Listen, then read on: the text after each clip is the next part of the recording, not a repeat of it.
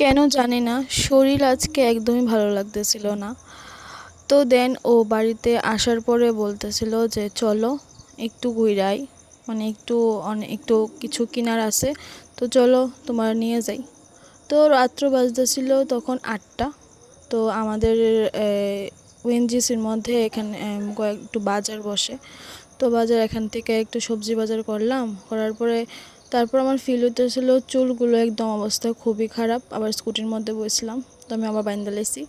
তো আমি হেরে গেছিলাম আমার ইটা দো আমার, বললাম না কি হইতেছিল, আমি আমার একদম ভালোই লাগতেছিল না শরীরটা। তো দেন এই 2টা পুচকারে আমি বিস্কিট কিনা দিছি, বিস্কিট খাওয়াইছি।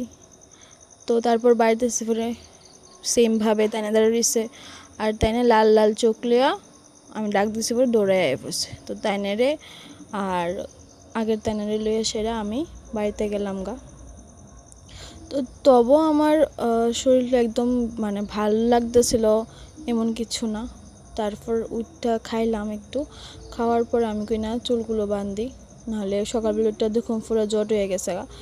তো বান্ধে টান্ধে সাইরা, তো এখন আমি তোমাকে স্কিন কেয়ার করতে। তো বাই এভরিওয়ান, গুড নাইট।